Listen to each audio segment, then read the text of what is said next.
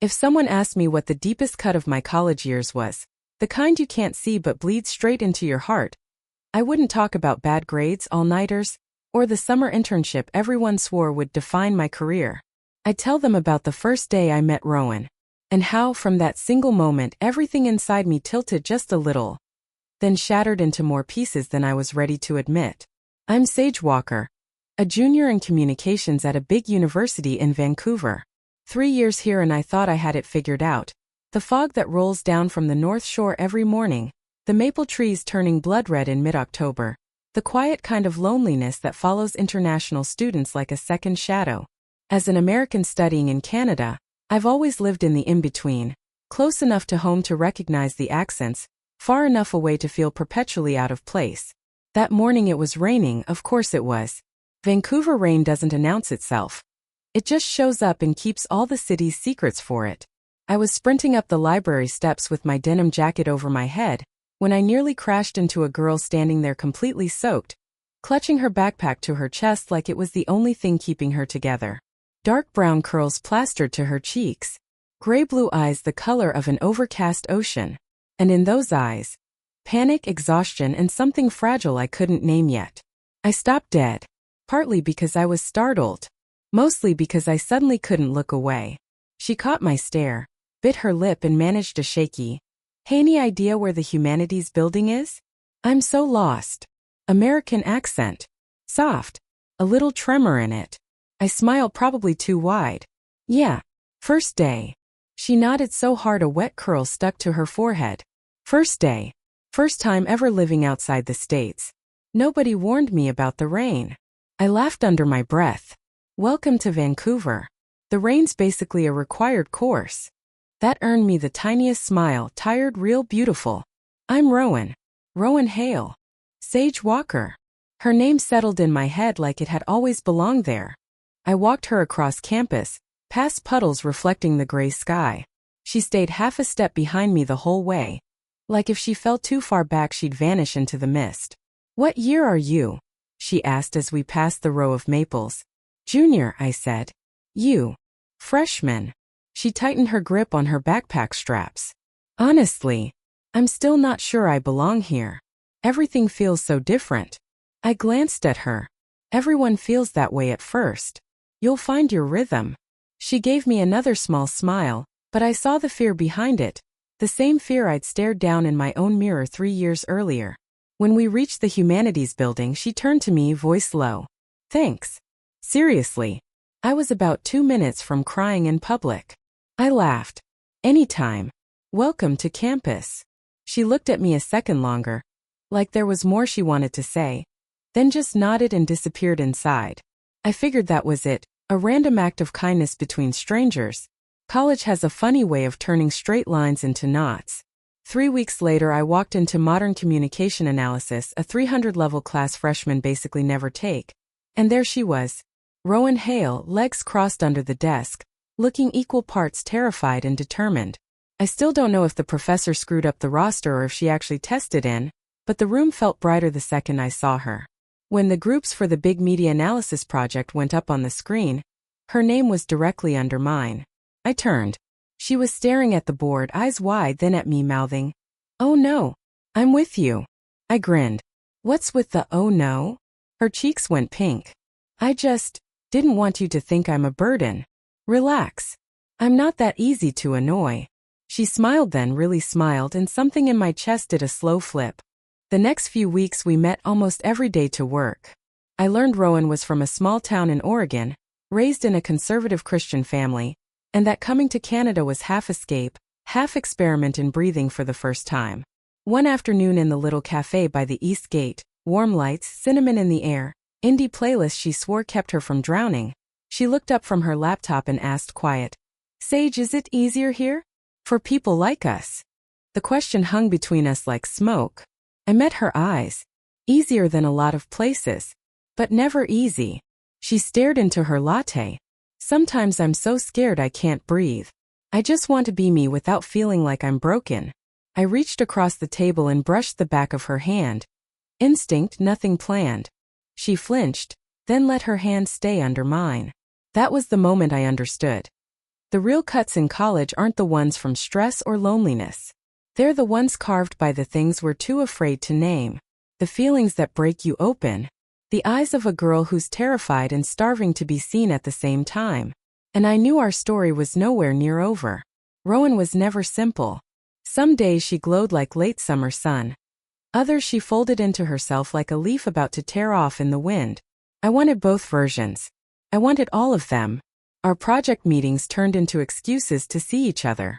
Same corner table, same cinnamon smell, same playlist. One Thursday the sky cracked open without warning.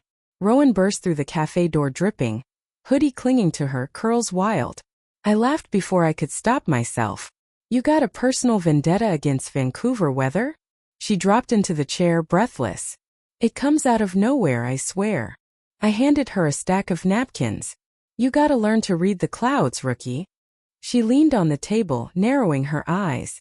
Sage Walker, what else are you secretly good at besides rescuing me from rain and wrong turns? Plenty. You'll have to st.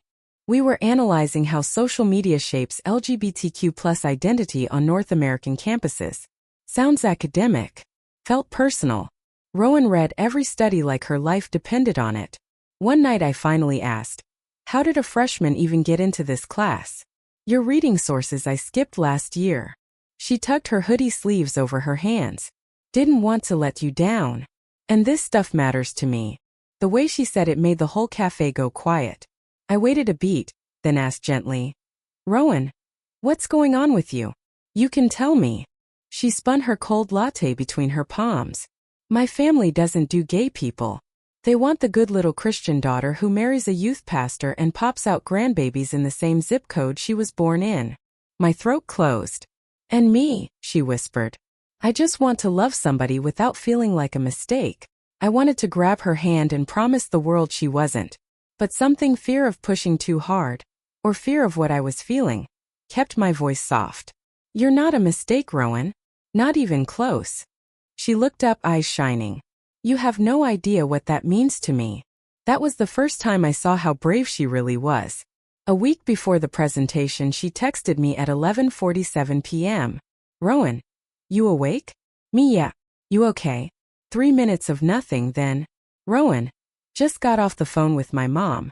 She says there's still time to fix me before Canada ruins me. My stomach dropped. Me, Rowan, you don't need fixing. Rowan, I know. But hearing it from the woman who gave birth to you, it hurts. Me, dorm? Rowan, you don't have to. Me, on my way. 5 minutes later I was outside the women's residence, heart hammering, not sure if I was being noble or reckless. She opened the door in an oversized sweater. Eyes red, hair a mess. The second she saw me the last of her walls collapsed. Sage, her voice cracked. I'm so scared. I stepped inside, shut the door, and finally let myself do what I'd wanted for weeks. I pulled her into my arms, slow, solid, like I could hold the whole world off her shoulders. She buried her face in my neck. She smelled like cinnamon shampoo and rain. Why is it so hard? She mumbled into my hoodie. I tightened my grip. Because you're being honest. That always pisses people off. But you don't have to carry it alone. She took a shaky breath. If you weren't here, I think I'd fall apart. Something inside me slid, dangerously, perfectly, into place. I didn't say me too, even though I wanted to. Some truths feel too big for the moment they're born. But when she pulled back just enough to look at me, eyes glassy, inches away, I knew we'd already crossed every safe line. I stayed until she fell asleep, curled on her side, arms wrapped around a pillow like it was the only steady thing left. Watching her, I understood the real college wound. Facing yourself. And sometimes facing yourself because someone else makes you brave enough to try. After that night, something shifted. Nothing loud. Nothing labeled. But every glance lasted longer than friendship allows. Monday morning she was already in the lecture hall when I walked in, hoodie gray, hair in a messy bun, holding 2 mocha lattes. She lifted one in greeting, smiling like I was her favorite kind of safe. I slid in next to her. You good? She nodded, then nudged my foot under the desk. Accident or on purpose didn't matter. Thank you, she whispered. For that night. For everything. I started to say she didn't owe me thanks, but sometimes people need to say it. So I just said, I'm here. Whenever. She looked at me like she was about to say something huge, but the prof walked in and the moment folded itself away. Presentation day, I expected her to shake. She didn't. She stood at the front of the room, remote steady in her hand, voice clear, owning every slide. When she got to the section on anti-LGBTQ+ bias, she took a breath and said, "Sometimes the scariest messages don't come from media. They come from the people who are supposed to love you most." I froze. Her eyes swept the room, then landed on me, soft, fierce, electric. "But if you're lucky, you find someone who makes you believe you were never wrong to begin with." My hands clenched under the desk. She was talking about me. I knew it. She knew I knew it. The class erupted in applause when we finished. Rowan came down the steps, flushed and glowing. I met her halfway. "You killed it," I said. "Best in the room." She laughed, bright as sunlight. "I kept thinking about what you said that night. That I'm not a mistake." I swallowed hard. "And I meant it. Every day, not just today." Her smile faltered just a little. "Only brave enough for today so far." That hurt more than it should have. Later we walked through the little forest behind the library, leaves crunching under our boots, the air cold enough to see our breath. Rowan kicked a leaf and asked, barely audible, "Sage, are you scared?" "Of what?" "Liking a girl." The question sliced clean through every defense I had. I stopped walking. "I used to be. Not because it's wrong. Because the world can be cruel." She looked down. "When I'm with you, I'm less scared." My heart felt suddenly too big for my chest. "Rowan." She met my eyes, shimmering in the gray light. "I don't know where I'm going. But if I'm falling, it's because of you." I gripped the edge of my coat to keep my hands from shaking. "You don't have to figure it all out today." "But I want to." Her voice trembled. Fear fighting desire and winning. We stood under the red maples, wind tugging at her curls. I wanted to kiss her so badly it hurt. But love between girls like us isn't just feelings. It's a fight. "Rowan, if this is real for you, I don't want it to be running away from your family. I want it to be running toward something." She stepped closer. "It is toward something. Toward you. Not away from them." That broke me a little. "This won't be easy," I said. "Family, old friends, random people who think they get a vote, they'll all have opinions." She closed the last inch between us. "I know. But I want to face it. If you're next to me." I exhaled like I'd been holding my breath for years. "If you choose me, I'm not leaving you halfway." Her smile was small and enormous at once. "Then let me choose." She reached out, slow, deliberate, and laced her fingers through mine. I squeezed back so hard it probably hurt. Under dripping maple trees on a cold Vancouver afternoon, we crossed a border there's no coming back from. But life never lets you stay happy that easily. 2 days later, the first real fight didn't come from her family. Came from my friends. I thought they were my safe place, the ones who already knew every messy part of me. I thought acceptance was a given. Turns out some lines even open-minded people won't cross. After that first handhold in the forest, I walked into class floating and terrified at once. We hadn't put a name on anything, but we didn't need to. My phone buzzed. Group chat blowing up. "Sammy, Sage saw you holding hands with that freshman yesterday. Tell me that was a joke." My stomach dropped. My first instinct wasn't shame, it was fear for Rowan. Me were close. And her name is Rowan. Not that freshman. "Karen.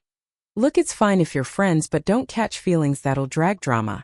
Campus is weird about queer stuff, RN. Lisa, your parents will literally disown you. They already hate the comm major thing. Sammy. Plus she's 18. Baby gay panic is real. Be careful." Anger burned hot under my ribs. They were dismissing her age, her maturity, us like it was a phase I'd grow out of. I didn't answer. Sometimes silence is the only honest reply. What I didn't know was that Rowan overheard the tail end of my talk with Sammy later that afternoon behind the library. Sammy had cornered me. "Sage, I'm serious. Be friends, fine. But don't cross the line. You know what this'll do to your parents. And honestly to the rest of us. Do you really want to be that girl in the department?" The words hit like a slap. Then a quiet voice behind us. "So because she likes someone like me, she gets to be that girl?" I spun around. Rowan. Hoodie dark blue, knuckles white on her backpack straps, eyes wide with hurt. Not because they attacked her, but because I was standing there letting it happen. Rowan. She shook her head. I heard enough. Sammy started. I didn't mean. You meant it. Rowan cut in, voice shaking but sharp. Crystal clear. I reached for her. She stepped back. Rowan, let me. She looked at me, tears brimming. I thought you'd be on my side. Then she turned and walked fast toward the forest path where everything had felt possible just days ago. I ran after her. It took 5 minutes to catch up. She stood in the middle of the trail, back to me, shoulders trembling. Rowan, please look at me. She turned, tears tracking down her cheeks. I know you didn't say those things, she whispered. But you didn't stop them. You didn't defend me. I opened my mouth, closed it. She was right. I didn't want to make it worse. It gets worse when you stay quiet, Sage. The wind cut cold between us. I took a breath that hurt. You're right. I screwed up. I'm so used to keeping people comfortable I forgot how to fight for what matters. She blinked. You make me want to learn how, I said. I'm just new at being brave. She looked down. You held me when I fell apart. You told me I wasn't broken. Why couldn't you say that today? Because I'm not perfect, I said, voice cracking. But I'm trying. And losing you because I'm scared? That's worse than anything my friends could say. I held out my hand, palm up.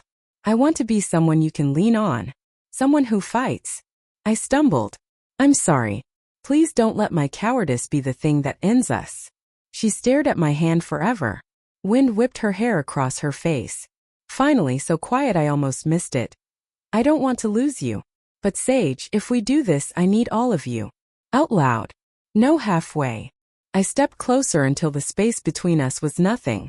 Then here's all of me. I took the deepest breath of my life. Rowan Hale, I'm in love with you. Not confused. Not temporary. In love. And if you let me, I will stand next to you through every single fight. Family, friends, strangers, whoever. I held my hand out again. Your call. She looked at me, tears falling, hope rising. Then she walked straight into my arms and whispered against my neck. I choose you, Sage. Even when I'm terrified, I choose you. I held her so tight I felt her heartbeat against mine. Thank you for picking me, I said into her hair. Thank you for being worth it. We stayed there until the light faded, wrapped up in each other in falling leaves, letting the moment stitch the first of our wounds closed. Nobody promised tomorrow would be gentle.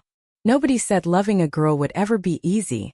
But for the first time, I wasn't just surviving college. I was alive in it, really truly alive. Because sometimes the deepest cuts are where the light finally gets in. We chose each other. And we'll keep choosing every damn day for as long as it takes.